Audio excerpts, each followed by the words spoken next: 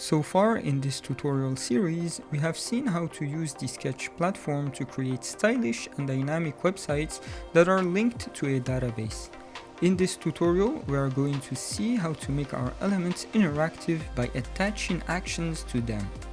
We will configure these buttons so that the Show Hide button toggles the text block here, the Change Color button will assign a random background color to the text block, and the Increment counter will increment the number here every time the mouse goes over the Increment counter button. So let's get started. The Sketch platform allows you to attach actions to any element in your page. To do that, you simply need to select the element, go to the Actions tab, and click on the Add Action button. You can give a name to your action and choose what will trigger the action. Depending on which element you have selected, you can attach a different kind of actions, like when the user clicks on the element, hovers it, or even an action that runs as soon as the element renders in the page. For the Show Hide button, we want to execute the action when the user clicks on the button. This means that the action will run every time the user clicks on the element. The area below is our action workflow. This is Sketch's way of allowing you to build complex workflows without writing code. The action trigger module you see in green is the starting point of our workflow. The white node here called Next Module needs to be connected to the next module we want to run.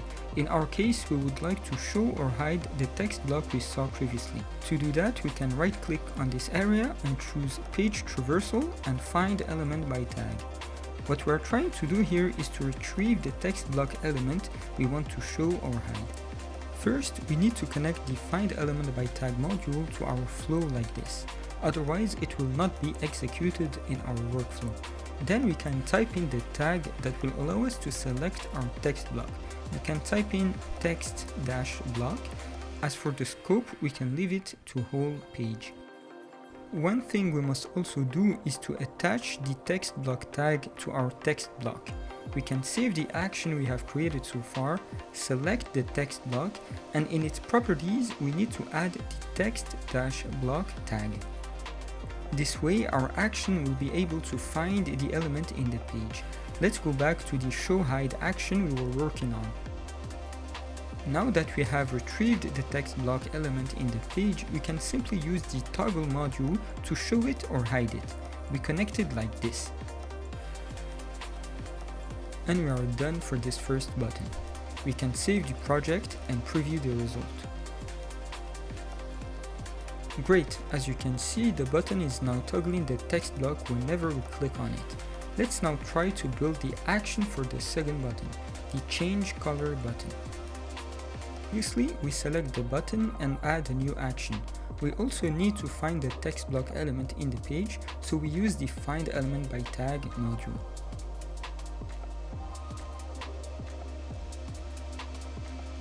This time, what we need to do is to assign a random background whenever the user clicks on the button. To assign a color, we can use the Set Style module. We can start by changing the background color to red. For that, we choose the background color property, and for the value we can use the RGB representation for red, which is RGB 25500. We can save and preview the result so far. As you can see, once we click on the Change Color button, the text block background becomes red. Now let's try to make that color random every time. To make the color random, we can use the Random module under Data Processing Numbers. This module will generate a random number in a given range. To generate a random color, we need 3 random numbers, each between 0 and 255.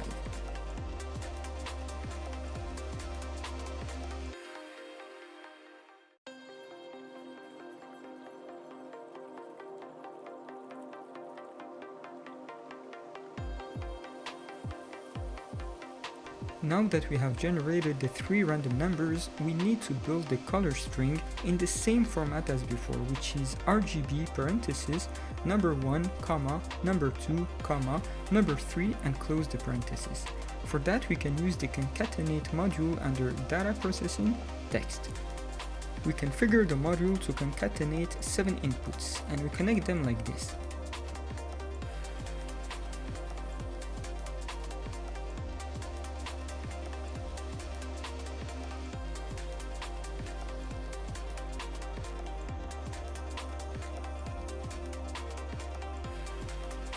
The output of this module will be the text representation of a random color. We can now connect it to the set style value. We save the project, reopen the preview, and we can see that the button now changes the color of the text block to a random one every time. Great, let's now see how to configure the last button.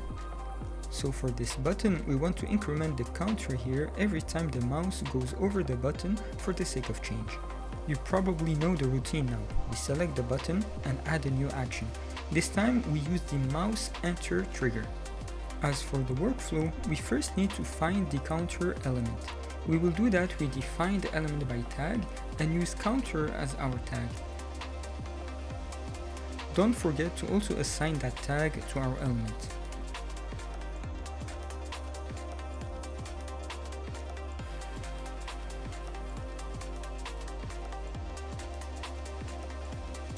And we go back to our action. Now what we can do is to retrieve the current text value of the element. For that, we can use the getText module under element operations.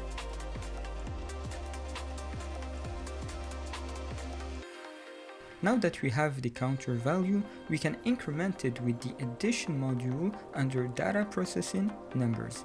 The first number is going to be the counter value we have just retrieved. And for the second input, we will use the number 1, since we want to increment by 1. To finish this action, we simply need to update the content of the counter element. For that, we can use the setText module under element operations. Awesome, we can save and reopen the preview. Here we go. Whenever the mouse hovers the button, the counter is incremented by 1. As you can see, the visual programming tool that we have developed at Sketch is a very simple yet powerful tool that can allow you to build interactive apps. That is it for this tutorial. Stay tuned for more and feel free to provide us with your feedback. It really helps us improving the platform.